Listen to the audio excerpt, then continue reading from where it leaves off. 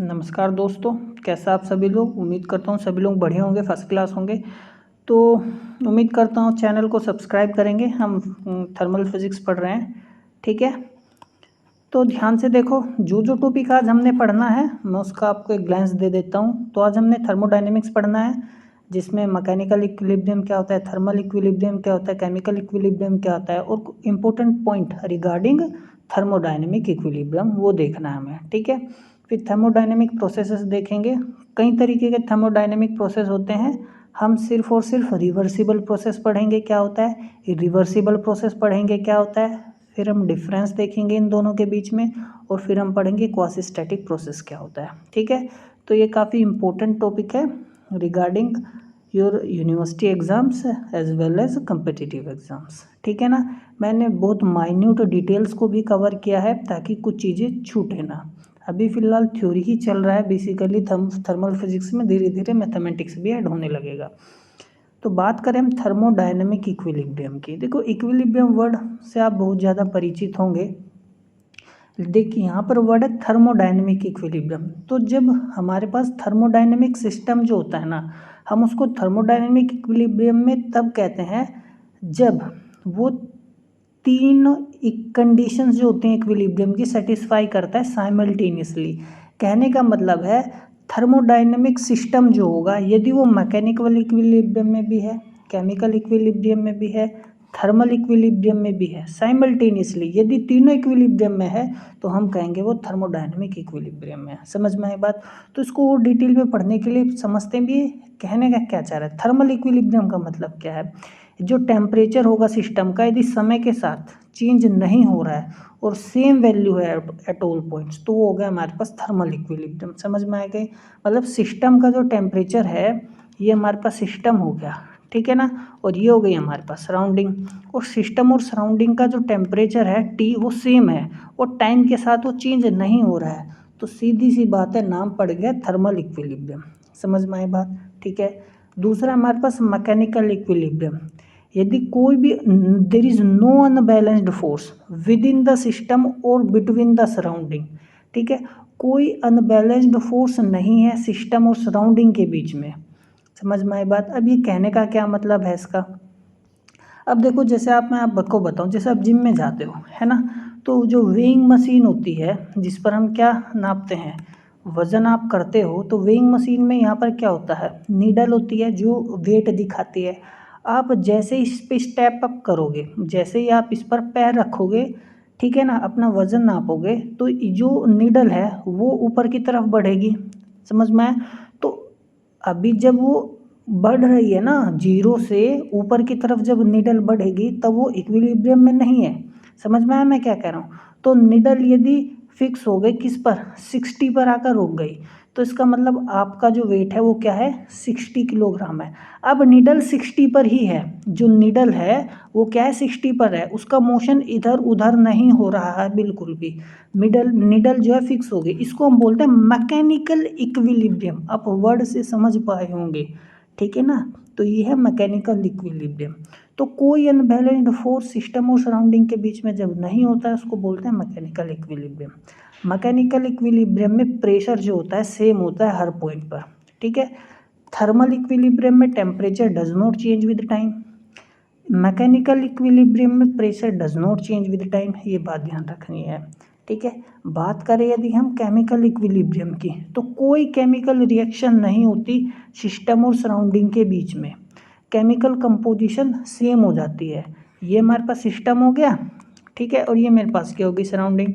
यदि initially in दोनों के बीच में कोई केमिकल रिएक्शन हो भी रही है ना, और समय के साथ वो क्या हो जाए, केमिकल रिएक्शन रुक जाए, ठीक है ना, और उसके बाद कोई केमिकल रिएक्शन इन दोनों के बीच में ना रहे, या हम ऐसे भी कह सकते हैं केमिकल कंपोजिशन जो है ना वो क्या हो, सेम हो थ्रू आउट द सिस्टम, ठीक है ना, वो समय के साथ ना बदले, कोई केमिकल रिएक्शन ना हो, तो वो होगा हमारे पास केमिकल इक्विलिब्रियम। समझ में आ गई बात।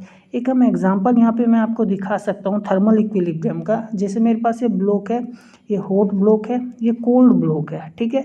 अब इन दोनों को क्या कर दिया, टच। तो ब्लॉक को जैसे कॉन्टैक्ट में लाएंगे, हम जानते हैं हीट का ट्रांसफर क्या होता है, हॉट से कोल्ड की तरफ ट्रांसफर होता है, तो heat transfer from warmer to cooler. और धीरे धीरे क्या होगा, दोनों का टेम्परेचर क्या हो जाएगा, same, block at same temperature, कोई फर्दर हीट का ट्रांसफ़र नहीं होगा जब इन दोनों का टेम्परेचर क्या हो जाएगा, सेम हो जाएगा। अब इन दोनों ने जानते हो क्या अटेन किया है, इन दोनों ने अटेन किया है थर्मल इक्विलिब्रियम। समझ में आ गई बात, ठीक है।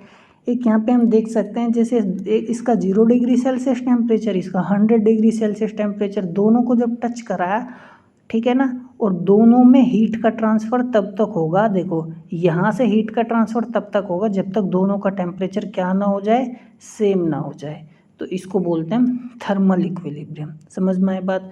हम मैकेनिकल इक्विलिब्रियम का एक एग्जांपल देख सकते हैं, जैसे मेरे पास ये बकेट है, ठीक है ना, और इस बकेट में क्या भरा हुआ है, पानी, ठीक है ना, बकेट है और इस बकेट में यहाँ तक क्या भरा हुआ है, ये वाटर है, और मेरे पास एक दूसरी बकेट है, ठीक है ना, ये बिल्कुल खाली है। तो यदि मैं इस बकेट से होल कर दूं और इस बकेट में डाल दूं, तो इस बकेट से पानी किस में जाएगा, इसमें जाएगा। कब तक जाएगा, जब तक दोनों का प्रेशर सेम ना हो जाए, ठीक है ना। इसमें हाई प्रेशर है, इसमें लो प्रेशर है, ठीक है ना। तो एक ऐसा टाइम आएगा जब इसमें पानी इतना हो गया, ठीक है, इस वाली बकेट में भी देखो सेम लेवल पर पानी आ गया, तो प्रेशर दोनों पे क्या हो गया, सेम हो गया। समझ में आए बात। मान लो P1 हो गया, तो दोनों का सिर्फ प्रेशर क्या होगा, सेम, ठीक है ना। P प्रेशर हो गया हमारे पास दोनों का, तो ये हो गया मैकेनिकल इक्विलिब्रियम का एग्जांपल, ठीक है।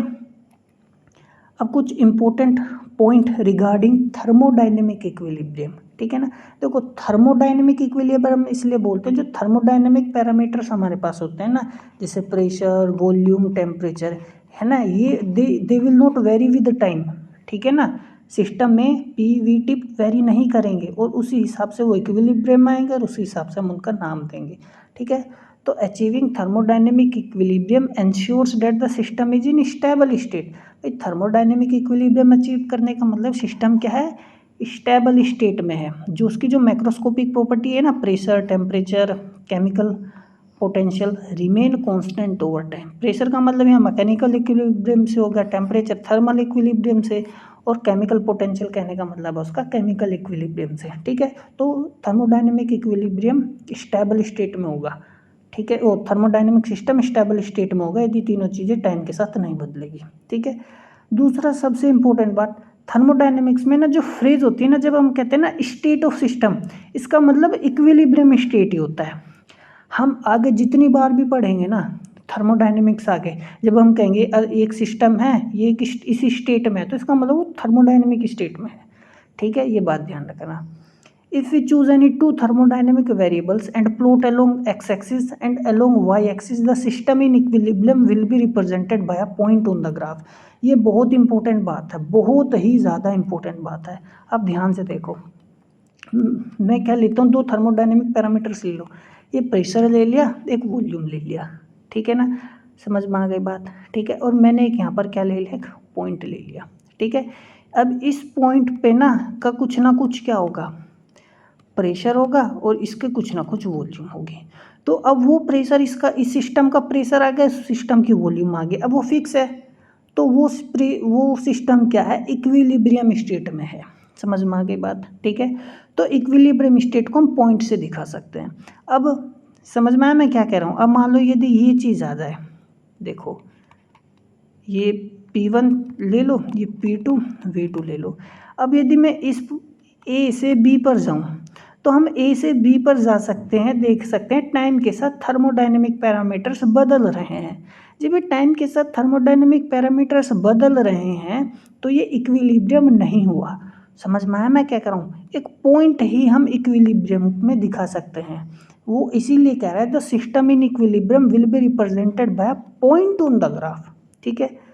मैथमेटिक्स था ये सिंपल से, मैंने जो अभी ग्राफ से बताया आप होपफुली समझ पाएंगे। यदि state variable undergoes erratic change, यदि कोई इरेटिक चेंज आता है, जैसे अब यहाँ पे देखो, जैसे P1 से P1 V1 था इनिशियली, तो ये क्या है, थर्मोडायनेमिक स्टेट है।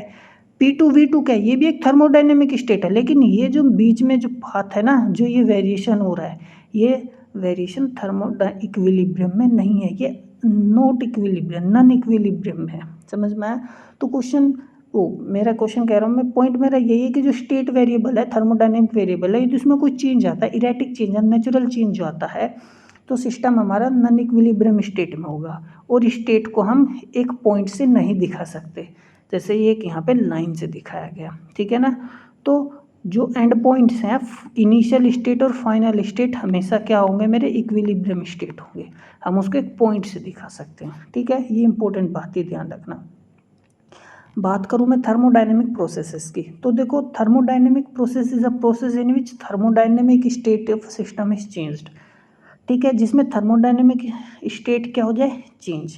अब कहने का क्या मतलब है, देखो change in system means change in system is defined by passage from initial to final state of thermodynamic equilibrium. अब ये मेरे पास यहाँ इनिशियल क्या था, प्रेशर P1 था, वॉल्यूम V1 था, तो ये मेरे पास एक थर्मोडायनेमिक स्टेट है। अब बाद में क्या होगा, प्रेशर P2 हो गया और वॉल्यूम कितना हो गया, V2 हो गया। अब थर्मोडायनेमिक स्टेट बदल गई, पहले ये थी अब ये हो गई। अब ये जो चेंज आया ना, इसी को बोलते हैं हम थर्मोडायनेमिक प्रोसेस। तो थर्मोडायनेमिक प्रोसेस क्या है, एक चेंज है थर्मोडायनेमिक स्टेट में, समझ में आई बात। एक थर्मोडायनेमिक स्टेट ये थी, एक थर्मोडायनेमिक स्टेट ये थी, पहले ये थी अब ये हो गई, समझ में आया। तो ये जो चेंज आया है इसी को बोलते हैं हम थर्मोडायनेमिक प्रोसेस। कोई डाउट है, ठीक है। वेरियस कई तरीके के थर्मोडायनेमिक प्रोसेस होते हैं, हम सिर्फ कुछ प्रोसेस पढ़ेंगे, ठीक है ना, जिसमें रिवर्सिबल प्रोसेस, तो बहुत आसान है, नाम से पता चल रहा है। तो रिवर्सिबल प्रोसेस वो प्रोसेस होता है जिसमें सिस्टम और सराउंडिंग के बीच में, ठीक है ना, जो चेंज होता है हम उसको रीस्टोर कर सकते हैं उसी स्टेट में। समझ में आया मैंने क्या कहा। तो a reversible process is one in which system and surrounding both can be restored to their initial state, ठीक है, यानी रिवर्स द पाथ, हम क्या कर सकते हैं, फॉरवर्ड प्रोसेस जो था उसको रिवर्स कर सकते हैं और अपनी इनिशियल स्टेट में आ सकते हैं by reversing the direction of the process, वो होता है रिवर्सिबल प्रोसेस, ठीक है। अब मेरे पास क्या है, ये यहाँ पे ये आइस है, अब इसको क्या कर दिया मैंने, मेल्ट कर दिया। अब मैं क्या फिर साइज बना सकता हूँ, बिल्कुल बना सकता हूँ, तो ये क्या है, रिवर्सिबल प्रोसेस है, समझ में आया, ठीक है। अच्छा, लेकिन इसमें कुछ हमें ध्यान रखना बहुत ज़्यादा इम्पोर्टेंट है। तो the condition for process to be reversible are there should be no dissipating forces acting within the system. देखो ये बहुत इंपॉर्टेंट बात है, ध्यान रखना, कोई डिसिपेटिंग फोर्सेस नहीं होने चाहिए, ठीक है ना, जिसकी वजह से एनर्जी, डिसिपेटिंग फोर्सेस वो होती हैं जिसकी वजह से एनर्जी का लॉस होता है, जैसे विस्कस फोर्स हो गया हमारे पास, फ्रिक्शन फोर्स हो गया, ठीक है ना, समझ में आई बात। तो ये नहीं होना चाहिए रिवर्सिबल प्रोसेस के लिए, पहली कंडीशन तो ये। दूसरा जो है, प्रोसेस बहुत ही बहुत इनफाइनेस्टिमली स्लोली कैरिड करना चाहिए, ठीक है ना, हर स्टेप पे, so that each step is in equilibrium state. समझ में आया मैंने क्या कहा। प्रोसेस को मान ले, प्रोसेस जो है मेरा ए से बी गया है, ठीक है, तो मेरे को उसको बी से ए जब मैं उसको लेकर आऊँगा, समझ में आया, रिवर्स करना चाहता हूँ ताकि मैं उसी इनिशियल स्टेट में ला सकूँ, तो प्रोसेस जो है बहुत ही स्लोली कैरिड आउट करना चाहिए ताकि मुझे वही स्टेट मिल सके, समझ में आया, ठीक है ना।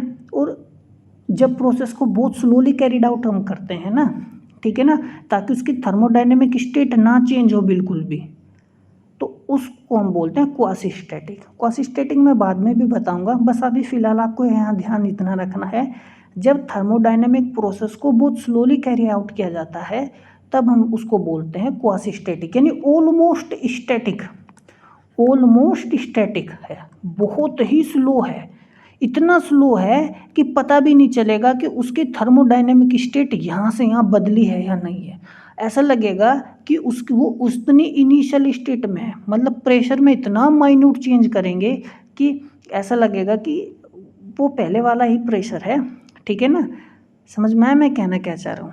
तो ये है, तो रिवर्सिबल प्रोसेस के लिए ये दो अनिवार्य चीज़ है। पहली चीज़ क्या, कोई डिसिपेटिंग फोर्स नहीं होनी चाहिए, दूसरा प्रोसेस बहुत ही स्लोली कैरी आउट होना चाहिए, ठीक है ना। यदि ये दोनों कैच नहीं हुए तो हम रिवर्सिबल प्रोसेस नहीं अचीव कर सकते। एग्जाम्पल के तौर पे एक्सटेंशन ऑफ स्प्रिंग, अब स्प्रिंग है, ठीक है ना, अब स्प्रिंग को आप देखो कि इस स्प्रिंग जो होता है, यदि आप ध्यान से देखो, बचपन में खेलते भी होंगे आप, है ना, यदि आप ये स्प्रिंग है मेरे पास, ठीक है ना। यदि आप इसको स्लोली एक्सटेंड करोगे और स्लोली क्या करो रिलीज़ करो तो वो अपनी उस स्टेट में आ जाएगा। यदि आपने इसको, ठीक है ना, अननेसेसरी जितना खींचना नहीं चाहिए उतना खींच दिया और बड़ी तेज़ी से खींचा फिर बड़ी तेज़ी से छोड़ भी दिया, मतलब स्लोली कैरिड आउट नहीं किया, तो ये डिफॉर्म हो जाएगा।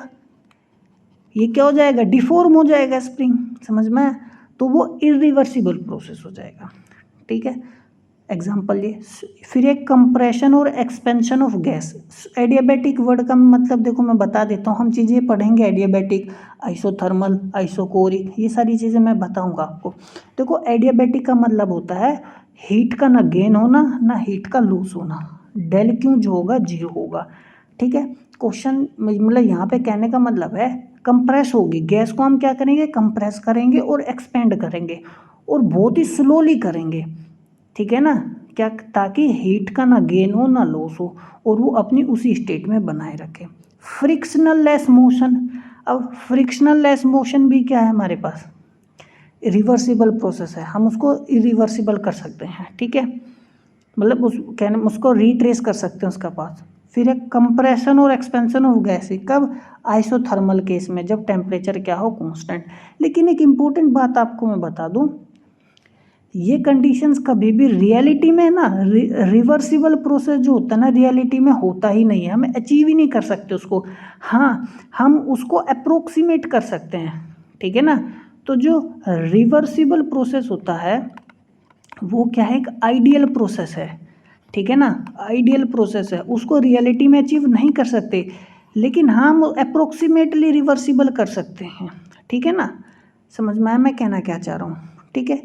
तो ये चीज़ है, क्योंकि कुछ ना कुछ तो हल्का फुल्का चेंज आ ही जाता है, वो अपनी उसी इनिशियल स्टेट में हमेशा नहीं आता, कुछ ना कुछ तो लॉस होता ही है, ठीक है ना, एनर्जी का।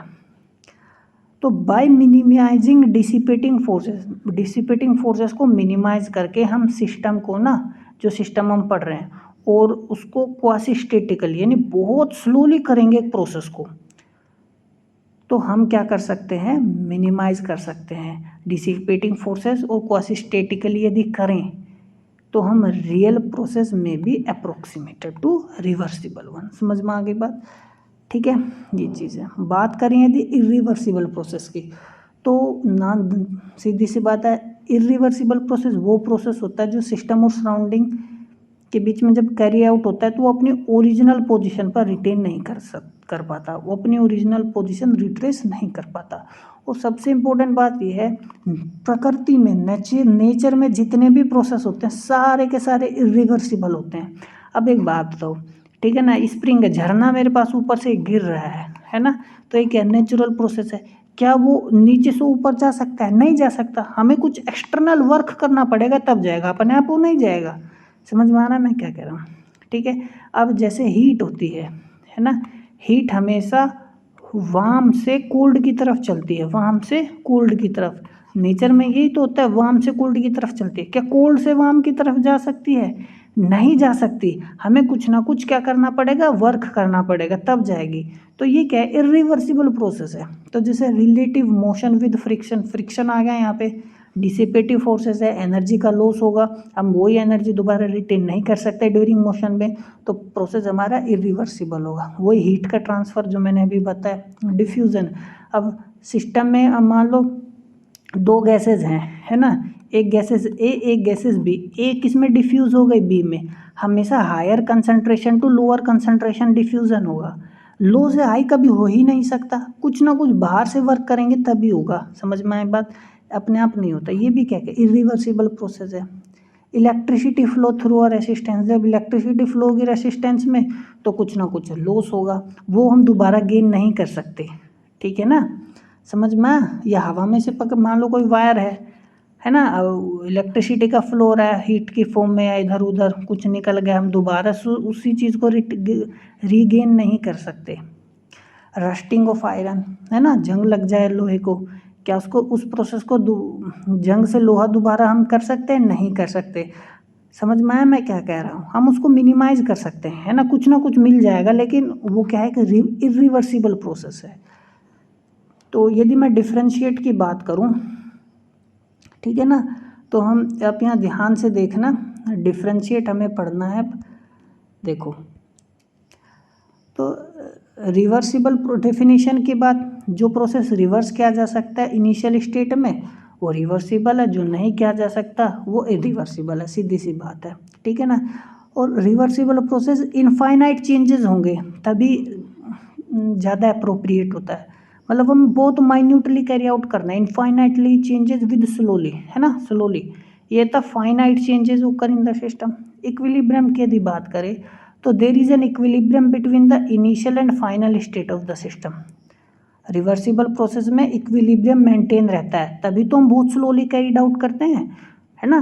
तो to maintain the equilibrium of a reversible process, इसको स्लोली कैरीड आउट किया जाता है। इसमें इक्विलिब्रियम मेंटेन नहीं होता बिल्कुल भी, ठीक है। अब देखो इरिवर्सिबल प्रोसेस हमें क्या नेचुरल प्रोसेस होता है ये, ठीक है ना। इसमें ना जो एंट्रोपी होती है सिस्टम की और सराउंडिंग की वो हमेशा इंक्रीज होती है। अभी एंट्रोपी वगैरह यदि जिसने पहले पढ़ रखा है उसको ज़्यादा समझ में आ पाएगा, ठीक है ना। लेकिन फिलहाल के लिए मैं बता दूं इसको, हम अभी फिलहाल के लिए तुम अभी यही समझो डिसऑर्डर। इरिवर्सिबल प्रोसेस में बहुत ज़्यादा डिसऑर्डर होता है, ठीक है। रिवर्सिबल प्रोसेस इक्विलिब्रियम में स्ट्रेट वो इक्विलिब्रियम में रहता है और इक्विलिब्रियम बदलता नहीं है, ठीक है ना। तो एंट्रोपी में कोई चेंज नहीं आता, ठीक है। जो एंट्रोपी होती है वो क्या होती है, जीरो। जो चेंज इन एंट्रोपी हमारे पास होता है वो क्या होता है, जीरो, ठीक है। बात करें यदि क्वासीस्टैटिक प्रोसेस की, ये मैं अभी जैसे आपको बताया था, क्वासीस्टैटिक प्रोसेस वो थर्मोडायनेमिक के प्रोसेस जो ओकर होता है बहुत स्लोली, है ना, इनफाइनेस्टिमली स्लोली, ठीक है। और ये इंश्योर करता है सिस्टम हमारा थर्मोडायनेमिक इक्विलिब्रियम में ही रहे एंटायर प्रोसेस की थ्रू द एंटायर प्रोसेस, इसलिए इसको स्लोली कैरीड आउट करते हैं, ठीक है। और in such process any change in state variable, कोई भी चेंज हो सकता है स्टेट वेरिएबल में, प्रेशर वॉल्यूम में ना, वो इनफाइनेस्टिमली स्लोली होना चाहिए, ठीक है ना। So that system can adjust and stay nearly in equilibrium. यदि वो एट इक्विलिब्रियम में भी नहीं है तो नियरली इक्विलिब्रियम में होगा, ठीक है ना। क्योंकि जैसे मैंने अभी बताया आपको, हम रियल रिवर्सिबल अचीव नहीं कर सकते प्रोसेस को, तो जो रिवर्सिबल प्रोसेस होता है उसके लिए क्वासीस्टैटिक प्रोसेस होना ज़रूरी है ना, ठीक है। तो वही है क्वासीस्टैटिक प्रोसेस, आइडियलाइजेशन है ना। इसको रियल वर्ल्ड में अचीव नहीं कर सकते कि हम बहुत इनफाइनेस्टिमली स्मॉल तरीके से कैरीड आउट करते जाएं, बहुत स्लो करते जाएं, ऐसा संभव नहीं है, ठीक है। कुछ ना कुछ जो है इरेगुलरिटीज़ आती हैं। और अब फिर क्यों पढ़ते हैं हम भाई, जब ये आइडियल केस है तो ऐसा क्यों किया जाता है ना। ताकि देखो आइडियल केस है ना, इसलिए जो एफिशिएंसी होती है ना आइडियल केस में वो होती है मैक्सिमम होती है, ठीक है ना। तो हमें एक अंडरस्टैंडिंग मिल सके, एक आइडिया हमें मिल सके। अब जैसे इंजन होता है एग्जाम्पल के तौर पे, जहाँ हम जितना ऑयल डालते हैं क्या हमें उतना वर्क मिलता है, नहीं, समझ में आया, ठीक है ना। यदि जितना ऑयल डालते हैं उतना वर्क हमें नहीं मिलता है, एफिशिएंसी क्या है उसकी बहुत ही कम है, ठीक है ना। लेकिन फिर भी हम पढ़ते हैं रिवर्सिबल इंजन, ठीक है ना। तो हम अपने प्रोसेस को रिवर्स करने की कोशिश करते हैं अब, ताकि अपना जो गेन है उसको मैक्सिमाइज कर सके, वो ताकि इसलिए पढ़ा जाता है ताकि एक अंडरस्टैंडिंग हमें मिल सके। तो ये बात ध्यान रखना, क्वासीस्टैटिक प्रोसेस या रिवर्सिबल प्रोसेस में ना जो एफिशिएंसी होती है मैक्सिमम होती है प्रोसेस की। एग्जाम्पल हम देख सकते हैं क्वासीस्टैटिक प्रोसेस के, स्लो मिक्सिंग ऑफ गैस। देखो mix two gas in a container very slowly, बहुत आराम से मिलाओ, so that at each infinitesimal step gas mixture remains homogeneous and in equilibrium. बहुत सिंपल एग्जाम्पल है। दूसरा स्लो कूलिंग करो हॉट ऑब्जेक्ट की, ठीक है ना। तो cooling a hot object by placing it in environment with a very slightly lower temperature, ठीक है ना, and allowing it to cool very slowly, the temperature gradient remains small, ensuring that the object's temperature change quasistatically. बहुत simple है। अब एक hot object ले लिया, अब मान लो इसका टेम्परेचर कितना 10 डिग्री सेल्सियस, आप और ये जो आसपास की क्या सराउंडिंग है, ठीक है ना, इसका जो टेम्परेचर है मान लो 9.9 डिग्री सेल्सियस है, 9.99 है, तो ये कूल कब होगा, जब ये अपनी हीट सराउंडिंग में भेजेगा। लेकिन हीट बहुत स्लो भेजेगा ना सराउंडिंग में, बहुत स्लोली चेंज आएगा, तो लगभग उतना ही 10 डिग्री के आसपास ही रहेगा इसका टेम्परेचर। समझ में आ रहा है मैं क्या कह रहा हूँ? तो ये स्लो कूलिंग है ऑब्जेक्ट की, हॉट ऑब्जेक्ट की। ठीक है, तो ये था हमारा आज का टॉपिक। तो मिलते हैं अगले लेक्चर में, तब तक पढ़ते रहिए। नमस्कार।